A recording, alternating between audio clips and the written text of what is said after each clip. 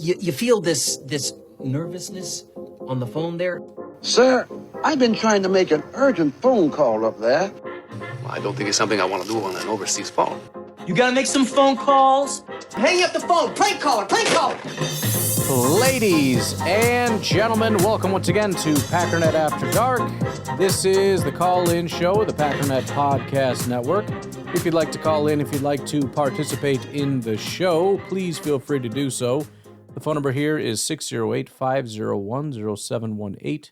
New callers go directly to the front of the line. We don't have any new callers today. What do we have? Let's take a look. We have Beer Cheese Benny. That's what we got. Hey Ryan, Beer Cheese Benny. It's a bad day. It's a horrible day for me. I'm sorry. And for all of us, probably. Because Rich Bisaccia is still freaking employed by the Green Bay Packers. Oh. You freaking kidding me, man.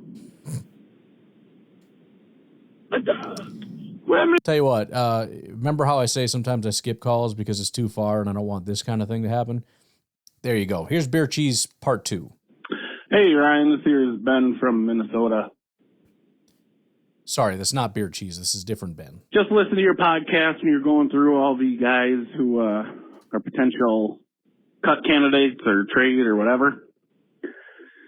Honestly, none of the guys really sparked my interest too much. I think if I had to pick one, I'd say Kayvon Thibodeau, just because if we have to get rid of Rashawn, we could move Van Ness out to the other side, Kayvon and Wyatt inside, or vice versa. Maybe Thibodeau on the outside, whatever. I think that'd be pretty sweet, but I don't really know what we'd be gaining. Right. He might have a little more steam than Rashawn, just, you know, as a pass rusher or whatever, but yeah, nobody else really. That Linderbaum or whatever his name is, the center, I think that'd be awesome if we don't get one in the draft, but we kind of got to decide before the draft, you know? I wish the draft was sooner. Yeah. We could do our draft and then see what we need. But I guess it's the other way around, so, you know, whatever. Also, I just wanted to ask, have you ever done, I know you said you and your son were a big fan of pork belly burn ends. Yeah. I've been seeing these videos on Instagram, and have you ever heard of chicharrones, where it's like a pork belly burn end, but you get the skin on, and you like broil it or something, and it turns into like a pork rind on one side and a pork belly burn end on the other side? I think that's my next, I think that's going to be my next big grilling tryout thing. Got to give it a try. It's too nice here in Minnesota right now. It's 60 degrees, and I'm just itching to grill and get outside and do all that stuff. But all right, let me know what you think. Talk to you later. Bye. Yeah, I was feeling bad because today was actually the nicest day, and my son he told me that he gives me the daily weather report as he does, and I was like, so can we grill? It's like nothing's thawed, dude. We just did the grilling. I mean, I could try to thaw something. It's not going to be done in time. We'd have to go buy something. So we just didn't it ended up being super windy, so it's not great grilling conditions. As far as the chicharron, yes and no. So I'm trying to think if I ever did it with pork belly, because I know the first time I got it with the skin on. I think I just took the skin off, though, if I'm not mistaken. I might have tried to leave it on. I don't know exactly.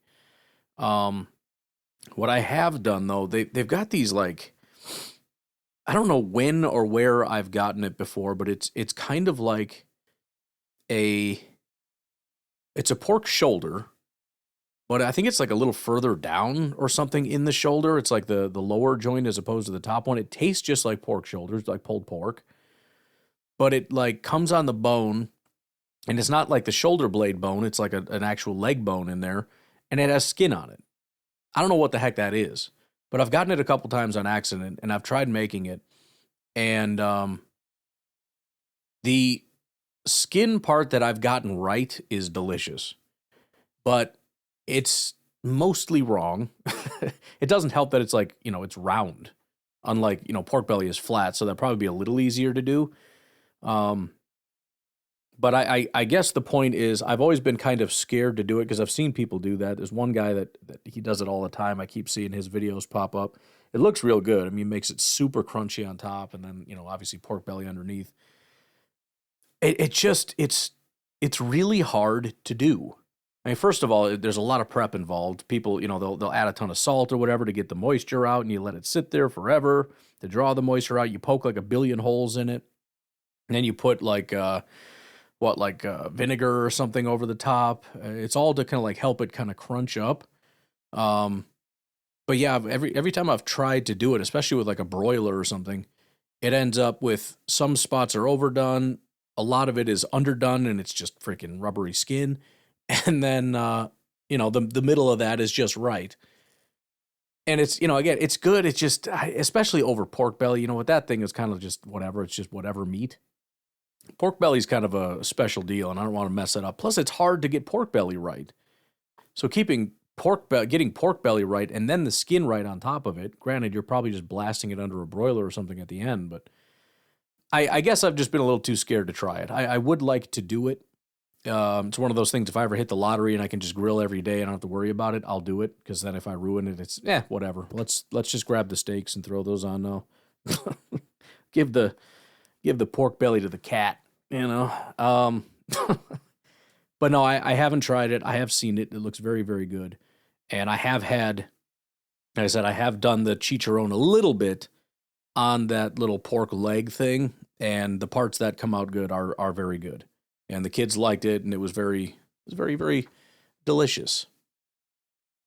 Hey, Ryan, Ben from Minnesota again. Hey. I just wanted to throw some late round guys at you. Well, there's two that I actually like. All right. One, I don't think he'll ever fall to the late rounds. I expect him to go probably low second, high third.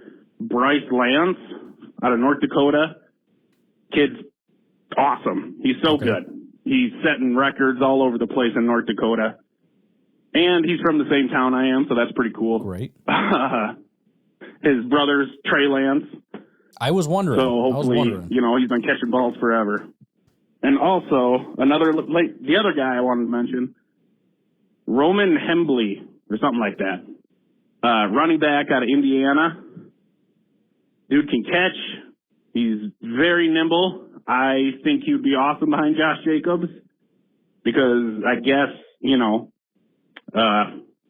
what's his name, Marshawn Lloyd, or that running back, just can't play. I don't know what the deal is there. I wish he could. It'd be awesome. If he shows up this year and balls out, it'd be nice to give him a little contract, be like, well, you played 1 year, man. Like, yeah. But who knows if that'll happen or what. But I think it'd be nice to have another running back, just because Lloyd hasn't worked out. And who else do we have? Wilson, who knows? I'm sure somebody will want to poach him after this year. And I think we got Pierre Strong, too, who's never really did anything. So another running back I think should be on the board, late round guy. Let me know what you think. All right, bye. All right, dude, I appreciate it. Well, I'm very opposed to doing homework, as many of you know, but I am making exceptions when it comes to this NFL draft stuff, especially, I have a prospect I like. Gives me an opportunity to further expand, which is something that I think I need to do, we all need to do, is get some of these names down. That is 2 brand new names to me. So, by the way, anybody that calls it, whether it's this show or the other draft show, is perfectly fine. If it's Packers related, this is perfectly fine. Or the other site, Packers or just NFL draft in general, is fine. What I'm going to do, as I've said, I'm going to download this, and then this call, Benny, will be saved on both of their draft profiles, both Roman Hemby from Indiana, as well as Bryce Lance from North Dakota State. I'm also filibustering for time because I have AI filling out their scouting reports that I'm going to actually be able to fill these out now. I keep slowly adding more and more to it until I get it the way I want it, but it's getting close. It's getting there. All right, let's take a quick look here. So Roman Hemby is sitting at 185 on the old consensus board so far. I won't go as in depth as I do on the show, but Hemby is 6 foot 210, 23 and a half years old, so a little bit up in age. Spent 4 years at Maryland. I'm looking at receiving grades, which I guess we can look at that real quick. Does a little bit, 100, 200 yards in receiving, but rushing is what we care about. His grades 69, 81, 78, 75, and 82. So he's always been good. His best year was this past year at Indiana, 1,100 yards, 4.9 per attempt, 7 touchdowns, 1 fumble. 3.36 yards after contact, 37 tackles, missed tackles forced. 82 yards was his longest. He is from Edgewood, Maryland. He's got no known injury history, which obviously is important for our situation if we are going to be replacing somebody. Went from a losing program to a 16-0 program.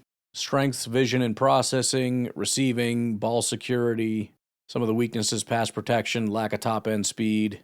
He does turn 24 in August 2026. Older prospect, 711 college carries. Projects as a day 3 selection, most likely rounds 5 or 6. Comp, Kenneth Gainwell. Both 6-footish backs who profile as receiving threats rather than lead runners. Gainwell entered the league as a day 3 pick, valued for his pass-catching ability and versatility. No red flags. All right. I'm down. As for Bryce Lance, 6'3", 209. He was at North Dakota State for 4 years, started the last 2 years and dominated both years. 75 receptions, 1,069 yards, 14.3 yards per reception, 17 touchdowns, 87 receiving grade. 2025, he had 51 receptions for 1,079 yards, 21.2 yards per reception. That is unheard of. And 8 touchdowns, 89 receiving grade. 3.05 yards per route run is his career average. Drop rate is just 3.8%, which is extremely low, and a 62% contested catch rate, which is wild. It is lower competition, but those are still really remarkable numbers. As you said, he is Trey Lance's brother.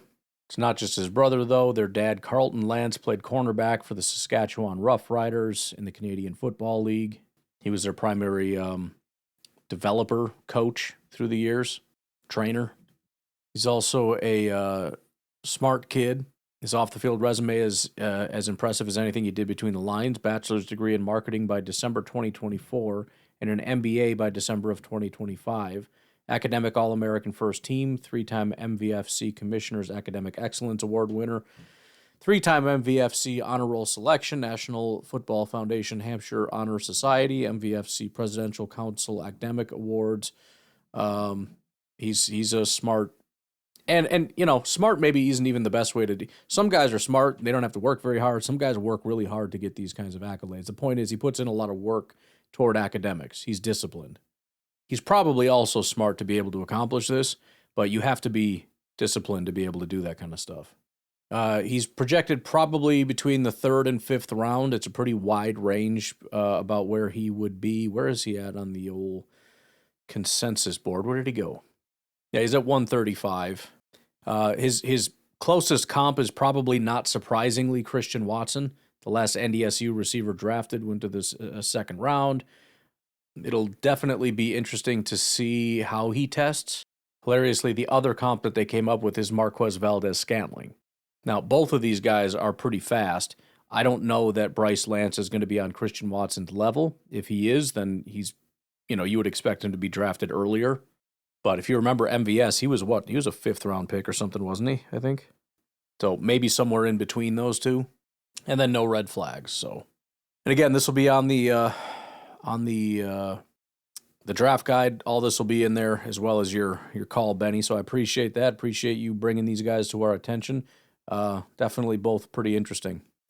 Anywho, why don't we go ahead and take a break, and we'll come back with Washington Metro.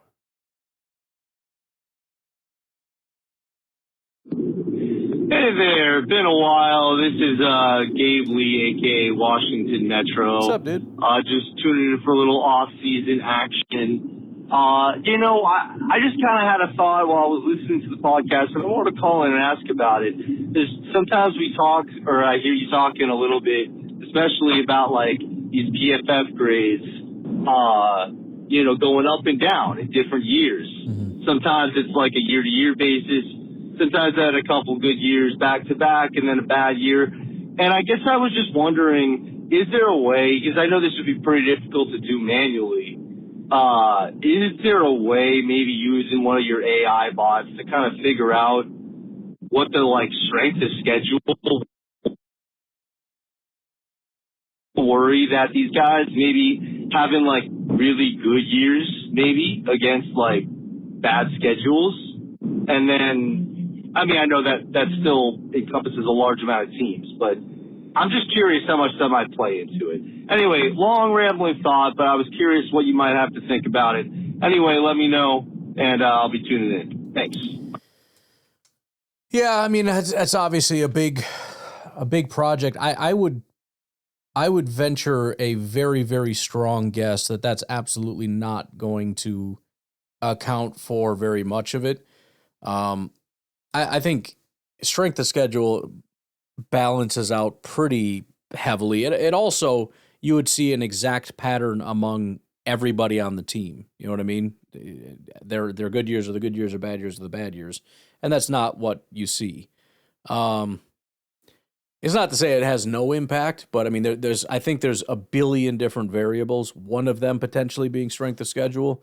One of them is your own teammates around you, the coaching staff, the injury issues you got going on, your age, your mentality, your whatever. Who knows what all goes into that stuff when guys have freak years and then fall off, or have random bad years mixed in. It's kind of the point. It's so random. And I do bring that up a lot. And I think the biggest reason is, it's easy for me to visualize it because I look at PFF a lot, and it gives you some context to see these things. But I think absent something like that, for most of us, it's viewed as something very different. Good players are just good. It's much more of a straight line. It's a straight line up, your first year, and then your second year, and then your third year, and then it's kind of a flat line across, and then you start to go down once you hit, 28, 29, 30. There's a little bit of up and down, but it's mostly, no, it's mostly inconsistency. Anybody that is consistently good for a period, it's really, really rare. And most of the time when people talk about players that are good players are guys that had a couple good years and are, either decent or they're not good anymore or whatever. But we use so much shorthand of guys that are quote unquote good players that are just honestly really not that good. Brian Beer, she's Benny. Rich Bisaccia is stepping down. God is real. God is good. Oh, that's a weird way of saying that you fired him, but hey, man, when your buddy is Matt LaFleur, he doesn't want his buddy to, have that on him that he was fired. So, hey, man, this is great, man. I mean, the special teams is not going to get any better, but hey, can't get any worse. All right, so get somebody else in there. Have a good time. Let's maybe see, not penalties not happening every single freaking special teams play, or just moronic things that are just absolute stupidity. That's all I'm asking for. So, I don't know, whoever they hire, just don't overpay them and hire a bum. Not that it requires somebody that spectacular to run special teams. It shouldn't be that freaking hard. But congrats, Rich. Go retire, man. You were talking about doing it anyways. So just go to Cancun, brother. And the Bears will be there next January, or this January. As upcoming January. With you, so while we are playing and making our way to the Super Bowl. Go Pack, go. This is a great day, man. Oh, tomorrow I'm just going to wake up with revitalized energy. Yeah, well, I mean, it's like I haven't said yet. I said it on tomorrow's podcast, but there's no guarantee this is going to fix anything. But that doesn't mean it's the wrong decision. You know what I mean? It's like I don't know if Caleb is going to be a good quarterback. No idea. He might be a terrible quarterback. But whether he's good or bad has really nothing to do with whether or not they should have moved on from Mitch Trubisky and Justin Fields, right? They should move on from Mitch Trubisky and Justin Fields because they're bad. Those are two separate things.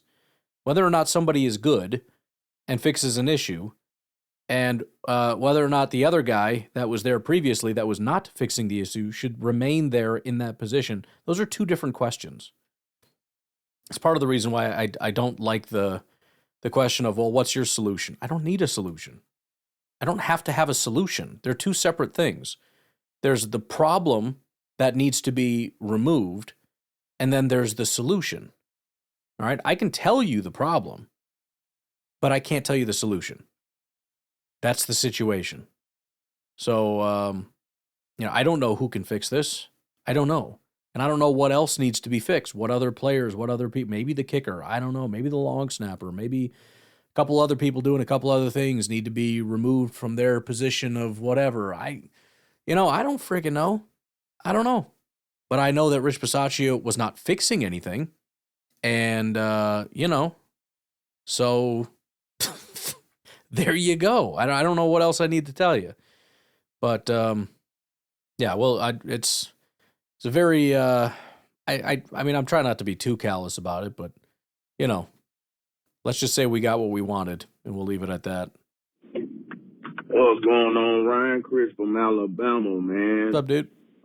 Just giving a call, man. I know it's early, man. I'm headed to work, but last night, I'm gonna say about maybe, I don't know exactly when the news broke, but I caught it maybe around 8 o'clock last night, just scrolling through my phone, catching up on stuff. And apparently Rich Bisaccia has stepped down or retired or whatever you want to call it. I know you probably about to get 1 million phone calls, and they probably started coming in yesterday, so I'm probably in the middle of the pack somewhere because I'm late to the party because I ain't checked my phone until about 7 o'clock last night. So, yeah, man. I know a lot of Packer fans are probably ecstatic. Man, the Twitter comments are stupid, man. They are stupid. But I mean, me personally, I'm cool with it. But I don't think Rich Bisaccia, for what he was getting paid, I should say, and the title that he had, I don't think that it was up to par like that like it's supposed to be. Would I been okay with him coming back? I guess, because it seemed like everybody else is coming back. Am I upset that he's gone? No, I'm not. I wonder what direction we're going to go in on special teams. I think that we should go young and up and coming special team guy. Maybe go to the college ranks and see who's been top dog over there on special teams, somebody that can come in, or poach out somebody's staff from the NFL, kind of like the assistant. I can't remember his name. It escaped me right now. It's like 5:30 in the morning, so I apologize. But the assistant under Rich Bisaccia that got hired away, maybe we can go find an assistant special team coordinator that might be up and coming from one of the top special teams around the NFL, or just go after a young guy. But it might be a better thing. And another question, another thought that I had, but I pose it as a question. So since Rich Bisaccia has stepped down as the assistant head coach / special team coordinator, do we get another assistant head coach? And could that person be the defensive coordinator that just came in that was a head coach? Sure. Or do we just roll with what we roll with? Or do we bring in an offensive mind, make him a pass game coordinator, run game coordinator, and go that route and make him an assistant head? 3 minutes got him. We'll get to this. Yep, 3 minutes got me. I thought I was going to get all that in before the 3 minute mark, but oh well, the call continues. But as I was saying, do we get that title to maybe Jonathan Gannon? Or can we go out and find us another maybe offensive minded, maybe that could kind of sort of be assistant head coach / like maybe offensive mind, and do that way. Because I don't think they're gonna just let Stenavich go. I think they were hoping he got hired away. I know he had a interview with Tennessee and I think a couple more teams, but he ended up getting the job.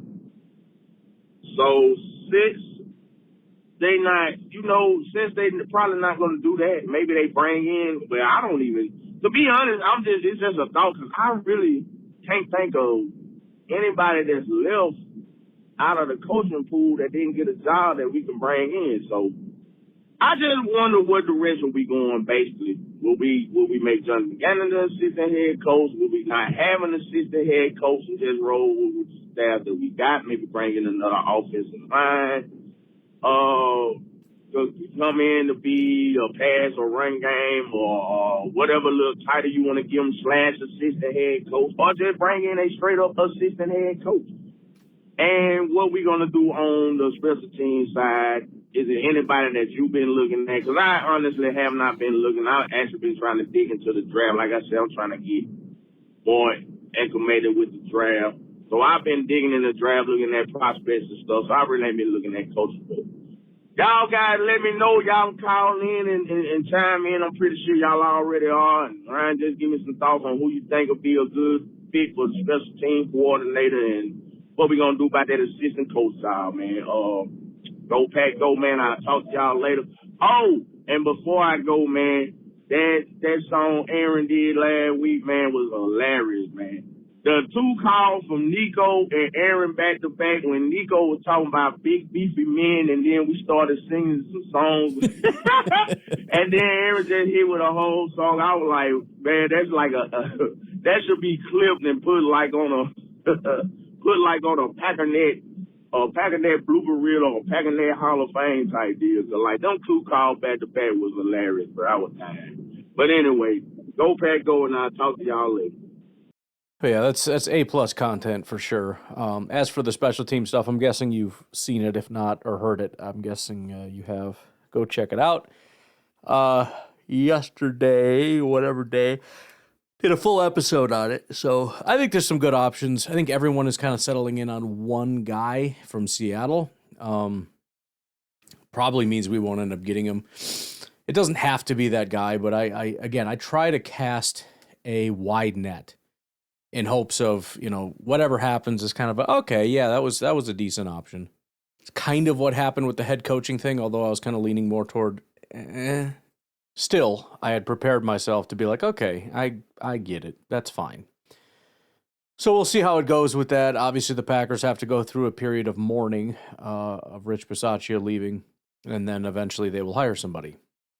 Good morning, Ryan. Mike Hebring, a.k.a. Packer Superfan. Howdy. Well, Ryan, I guess Packer Nation got what they wanted. Yep. Rich Bisaccia is gone. I guess the Wicked Witch is dead, right? Find it very interesting, the reactions to this. So we'll see how it works out. I guess the reason I'm calling more so is just kind of talk about the coaching staff in general and the coaching staff changes overall so far. I'm assuming this is it now. Now, what's really interesting to me is the timing of this. I mean, it couldn't be worse. I mean, where was this decision 4 weeks ago? I mean, this should have been done a long time ago. Because now the Packers are in a really tough spot. My understanding is most special teams coordinator positions are full. Everybody's got their special teams coordinators in place for 2026. And the Packers are the last one out here trying to figure it out. I guess the benefit of that is that they got the cream of the crop of whatever's left. Just not a great look. And nobody really knows whose decision this was, whether it was Rich. It's being reported that he stepped down, but, we don't really know why. And if this was the Packers' decision, it's just another sign of complete incompetence. I mean, you cannot wait. I mean, it's the middle of February. The combine is going to happen in 2 Well, and it's kind of lose-lose, honestly. I mean, if this was the Packers' decision, it's ridiculous that it took this long. I honestly think it's a little worse if it's not, as I've kind of alluded to already, simply because, I mean, good Lord. I mean, like the fact that this had to happen for you, you know what I mean? That Rich had to be the one to say, I'm actually like, you know, he's like, so are you going to fire me? And they're like, no, we really like you. And he's like, oh, freaking, all right, boys, I really thought you were going to let me go. I was kind of looking forward to retirement. I guess I'm going to have to break it to you. I'm leaving. I will be leaving now. So, there's no, the only win here is finding a good replacement. That's the only way you win. Because either way, this doesn't look great. Weeks. This decision should have been made a long time ago. And, Rich, I think people forget too, they had to talk Rich into coming. They had to know that this was coming, or there was the potential of this. Sure. If he truly did just step down, they had to know that was a possibility, and they had to have been in some kind of discussions with him about that. So again, just to drag it out this long, or allow Rich to drag it out this long, it's just another indication to me that there's just complete incompetence from Matt LaFleur. I mean, you just can't wait long to make this decision. But we'll find out. You know, I mean, I don't know who wants the job. I mean, who wants a job? You know, this would be Matt LaFleur's fourth, I think, or will it be the fifth special teams coordinator since 2019? Maybe you can look that up, but I know it's at least be the fourth. So who wants that job? I mean, you know, so it'll be interesting to see the hire. I guess we'll just have to wait and find out. Yeah, as far as the waiting thing, I mean, that's a good point too, just because, I mean, you look at the defensive coordinator situation and it was kind of similar. They knew he was probably going to be gone. And so what you had to assume was that you were doing your due diligence and you were making plans and you were talking to people saying, hey, I think we're going to have an opening here, you know, whatever. In hopes that if and when that happens, you have somebody ready to rock and roll. I don't know what leverage you have to tell people not to take special teams coordinator jobs because we might be losing Rich Bisaccia. They obviously tried as hard as they could to keep him. They were praising him up and down and everything to hopefully sway him to stay. But this happened, and to your point, you should have expected this. Okay, fine. So the thing that you thought would happen, happened. So you have no competition. You obviously already, I'm assuming, have a list put together of a short list of people that you're ready to interview. That should be happening immediately, and there should be a hiring happening very, very soon. I mean, I don't know, and I doubt if that's the case we'll ever find out. But suffice it to say, it would be wildly unacceptable if you got caught with your pants down in this situation. It needs to be the case that this was an expected thing that was going to happen. I mean, even if it's sub 50%, you have a very real possibility of a coordinator, right? One of the top positions on your team in charge of an entire phase of your team that could be walking away. And, again, the list that I went through and all that, you guys needed to have had that list and had some conversations and, probably talking to agents and everything about, like what's their status and what are they doing? And, just keep an eye, Bisaccia, a good chance he could be stepping down. So let's, who knows, that maybe is the case. And, to their credit, I know you're saying, why would anybody want the job? And I get what you're saying. I think the reason a person would want any job is if they believe in themselves, what they need is a team that's going to give them the opportunity to do what they feel they need to do. Oh, you bastard. You zombie bastard. And I think the Packers have demonstrated that. Despite Packer fans saying that we just don't care about special teams and won't do anything, we stick with our guys. Bisaccia was here too long. I think pretty much everybody we've had at special teams coordinator, and every coordinator is probably here at least a year too long, which is going to signal something positive to other coordinators, that they're not just going to dump you at the drop of a hat. They're going to give you ample time to prove that you can do the job. And even in Bisaccia, they didn't even fire the guy. And then on top of that, how many other demonstrations are there of if you want something, we'll go get it. He came from the Raiders immediately. They went out and got Keyshawn Nixon. They went out and did all kinds of things. Whatever he wanted to do that they felt needed to happen, they were willing to make those things happen. And so from a coaching standpoint, I think the point is, I'm going to come there. I have a vision. I have a plan, but you need to be willing to let me do that vision and that plan. And I think the Packers are a team that'll do that. We just need to find somebody that's competent and capable of doing those things. On top of that, the Packers are just a good football team. And it's a promotion. It's, everybody wants to get that opportunity to prove themselves. So, unless it's just an absolute dumpster fire organization, I don't think you turn something like that down. Hey, Ryan, Mike Ebrian, a.k.a. Packers Super Fan again. Just one more point I wanted to make. I forgot to make in my initial call. Again, just overall the coaching changes on the staff. There's been a lot of turnover. And I don't think there's one of those that, at least it's been reported, that was Matt LaFleur's choice.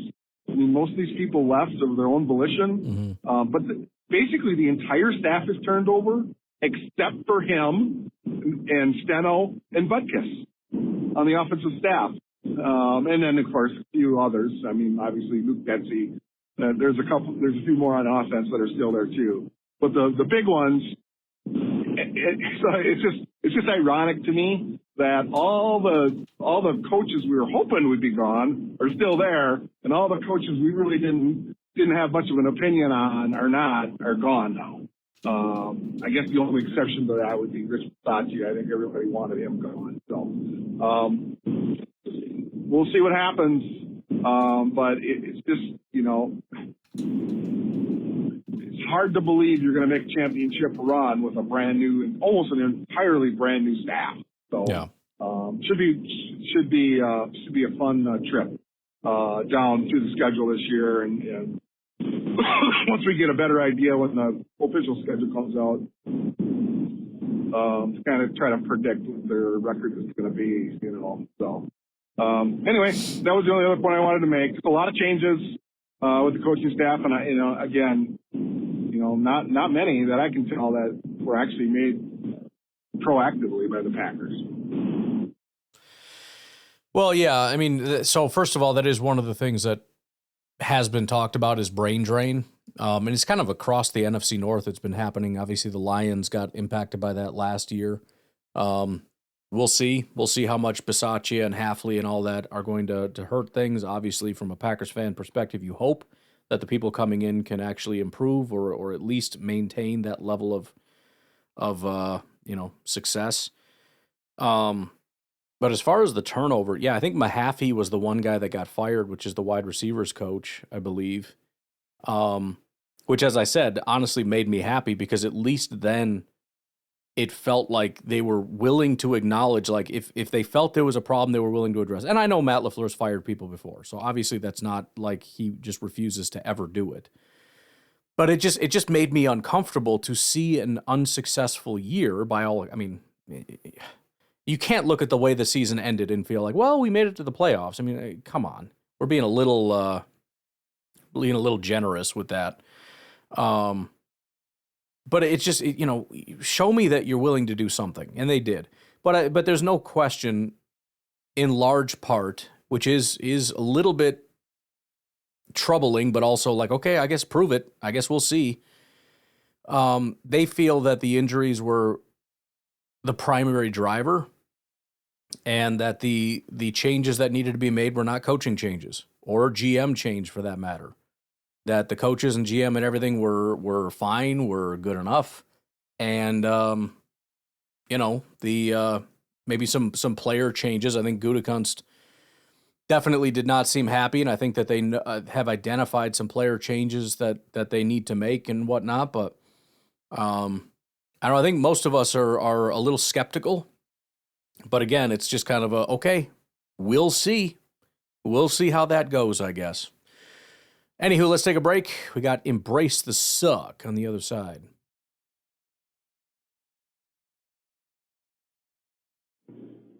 Yeah, Ryan, this is Embrace the Suck. What's up, dude? I see they got rid of Rich Bisaccia. It took them long enough, but, they they're so, I don't know, they're scared to make decisions on just soft.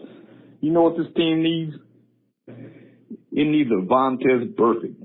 Yeah. Somebody to lay somebody out. I know Quay Walker came in there, but he was good at laying out He hit the wrong trainers people. and coaches. But Right. we need somebody on the field to send a message. Talk to you later. Yeah, Quay had his heart was in the right place. He just kept punching the wrong people. You know what I mean? Small children and everything. No, Quay. No, stop kicking that lady in the stands, please. Yeah, no, I don't know. I think that is sort of the general sentiment. I think a lot of us are frustrated, and it's kind of like, okay, what are you going to do? And to see the team just kind of throw up their hands and go, yeah, I don't know, pretty crazy, right? I guess we'll see how it goes. Like, what are you talking about? Like, you guys are in charge. Like, what are you going to do? It's like, no, I think everything was fine. I think everything, obviously injuries. And it's like, I get injuries. But even Gutekunst kind of said the right thing when he said, I don't think that's a good enough excuse. I think we had enough talent to get it done. Now, obviously, some of that is lip service because clearly that's going to hurt you. But I think he's right in that there was enough talent to at least be better than what you put out at the end of the season. And again, I think that they have made some identifications and don't really want to say it. And I get the impression that they're leaning toward players that were disappointing. Okay, fine, I guess. And even some of the players have I've mentioned it before. I think there might even be some audio we haven't gotten to yet. I'll have to dig around and try to find some stuff, but kind of just get the feeling like that something was going on beyond the injuries that everyone's kind of aware of, and it's not really going to be spoken about. It's just going to be dealt with. So, again, I will, of course, be skeptical because they don't know the answer. They think they know the answer, just like everyone else does. And to say that it's not really anybody in the coaching staff would be surprising. It's possible, but it would be surprising. And especially Rich Bisaccia was a bit of a tough sell for me. But I was, I guess, willing to accept it and see how it went. But, I think now the next step essentially is... Sorry. I just had a flashback when I started screaming about a zombie bastard and I made myself laugh. So stupid. We have to see how they handle the offseason.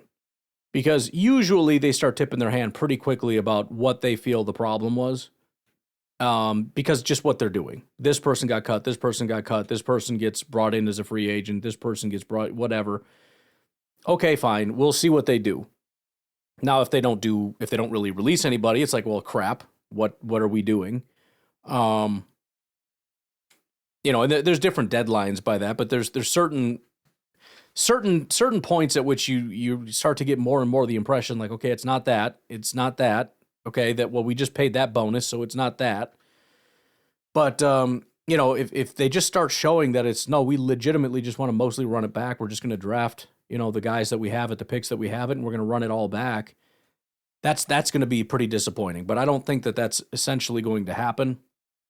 I think they're going to sort of tell us what they felt the problem was through some of the actions they're going to make. And again, I think most of us are just disappointed because we wanted some of those actions to be, yeah, the coaches suck and they're all fired. But their determination was that that's not the case outside of, again, I think Mahaffey was the only guy fired, the wide receivers coach, which is fine.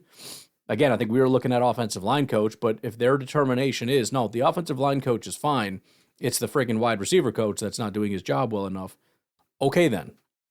Whatever. You know what I mean? Like, I don't know. I'm going to be skeptical of you and the decisions you make, and I hope you understand why. But, I'm not there. I can't see it. I don't know what's happening. So I will defer to you in this matter. Killed a bunny. And I will let you figure out what the heck went wrong. But again, you're going to be held accountable for the results. And, pending another catastrophic thing with injuries or whatever, which, some people won't cut you slack, but I think obviously it's not your fault if a bunch of people get hurt. But pending that, if there's, or even if there is injuries, the bottom line is if you underperform, then you didn't fix the problem. If you underperform, underachieve based on what you're capable of, based on your roster and everything else, and you didn't fix the problem. You didn't identify it. You didn't fix it. And so, you will not get the benefit of the doubt the next time around. We're already to the point now where it's like, I'm on the fence, but I also don't have a choice. So I guess you get the benefit of the doubt, but we will see, and we'll see. And it is frustrating. What do you keep downloading stuff for, bro? You just keep downloading new voicemails. What are you doing? Stupid idiot. Anyway, sorry. Nico, go ahead. Well, I heard about old Richie Pistachio Nut last night. It just didn't. It was very late. It was a TikTok. I'm like, this can't be real because there's a lot of fake news on there. Oh, yeah. So I Googled it. It was true. And I was going to call you, and then I fell asleep. So there you go. Anyways, listen to your pod this morning. At first, I thought they kind of let him walk. Yeah. They were going to fire him, and the first thing that popped in my head was they were going to fire him, but they let him walk so we could get a job somewhere else. But I've been listening to another podcast, Old Pack a Day, and apparently,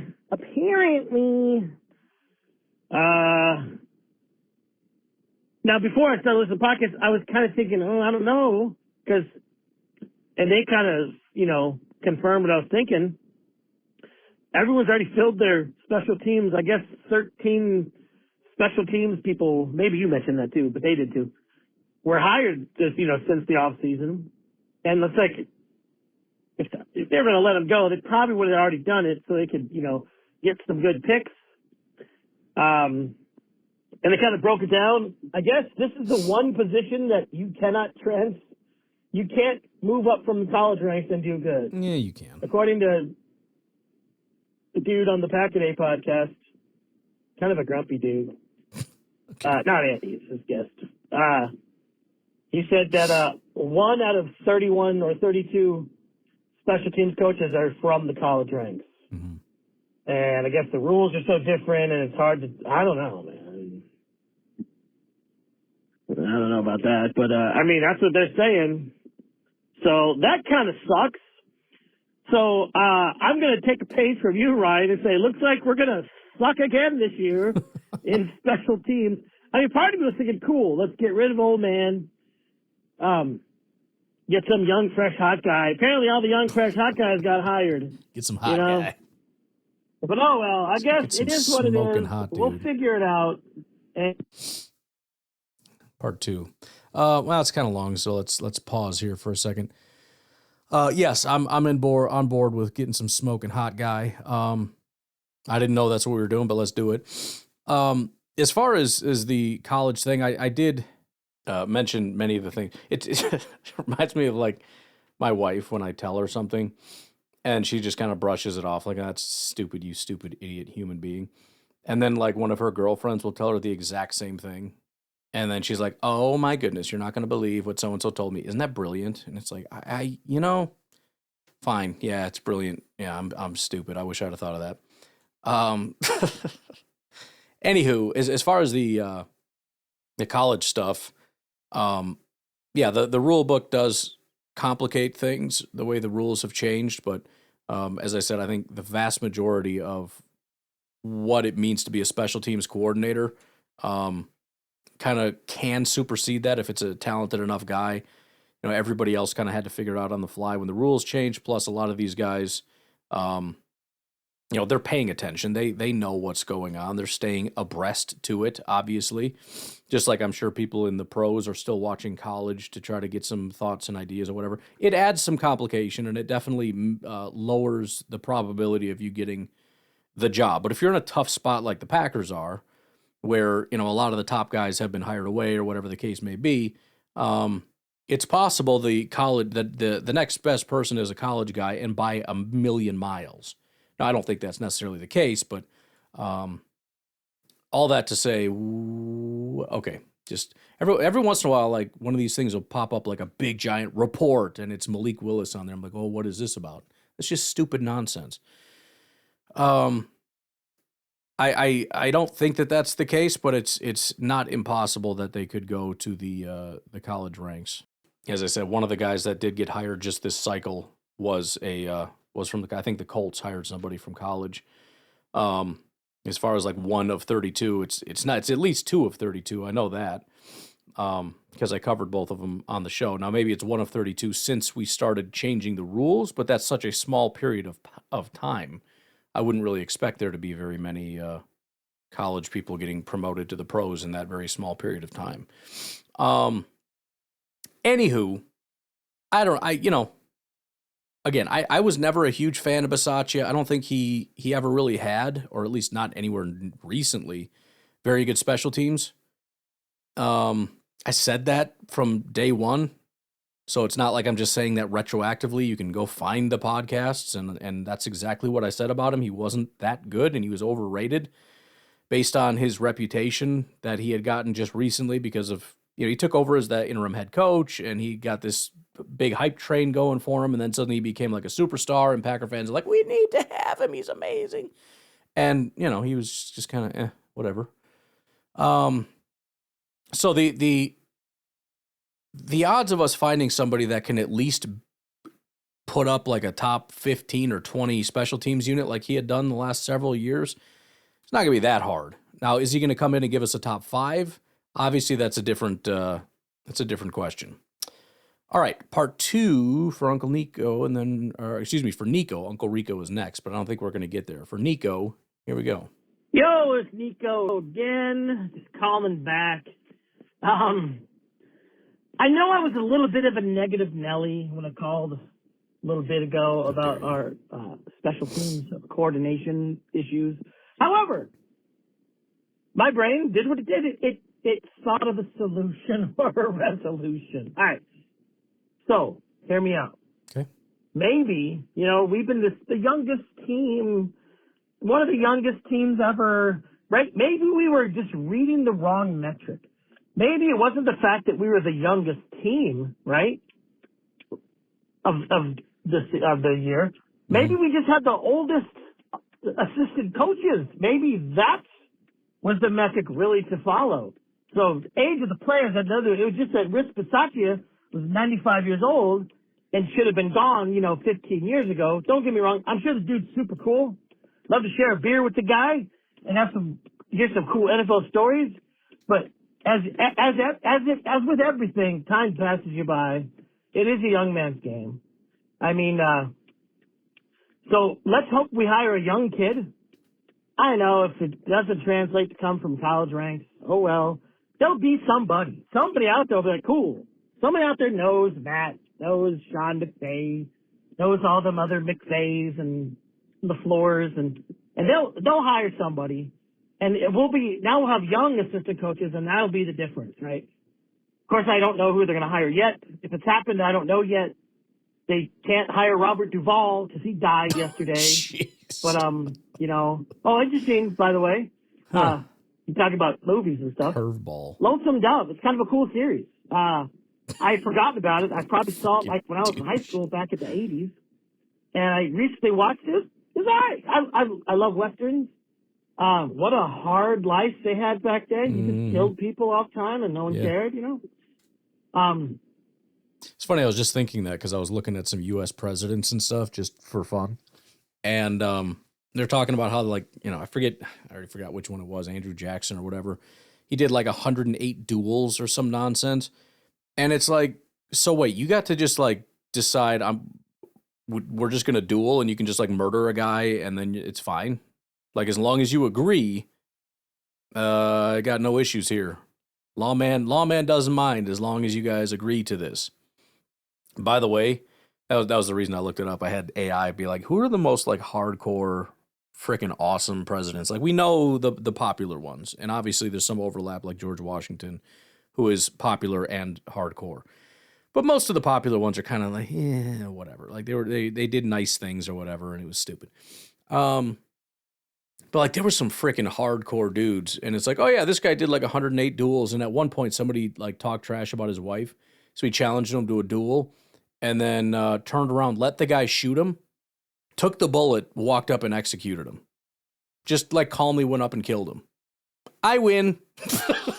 Like, that's freaking crazy, dude. How do you not vote for that guy? You know what I mean? I'm just saying. Like, that dude he's a better man than me. You know what I mean? And, but again, it was like, wait, you could just like kill people and it was fine, I guess, as long as you're willing to die yourself. That's fair, I guess. It's kind of like joining the army, I suppose. Anyways. In fact, I just saw a clipper. He said the character in Lost and Dove was the favorite character he ever played. Oh. So, anyways, a little bit of Robert Duvall news. Seemed to be like a cool guy. I don't know if he's tied up with all the shenanigans that Hollywood is going through. Maybe he was old enough to have gotten famous before you had to sell your soul to the devil. I don't know. Yeah, we can always ask Tom Brady. Anyways, so now we'll have hopefully the youngest assistant coaches, right? We're going to change the goalposts to fit our narrative, right? That's what we do. Then we'll win everything and life will be cool and stuff. And there you go. I'm going to go now. I'm driving down the road. Bye. Man, you just walk into my house and drop some freaking one-liners on me. Just, I got to hire Robert Duvall because he's freaking dead. Idiot. By the way, great actor. I have not seen that. Sounds great. I don't know what were we talking about aside from Robert Duvall? Oh, sneezing. Oh yeah, the coaches. Yeah, I mean, I guess we'll get really young coaches, and then we'll get old players, and we'll see how that goes. We'll just switch it up. We'll do like an opposites thing, you know. We'll find 32-year-old players and 32-year-old coaches. You know what I mean? I don't know if you want to go younger than your players, but maybe just try same age. See if that does anything. We'll just keep trying stuff, you know. That's the key component. You just got to keep trying stuff. You never know what's going to work. All right, I'm going to get out of here. Thank you guys for your calls. Please keep them coming. And we will do this again tomorrow. I will talk to you later. Have a good one. Bye-bye.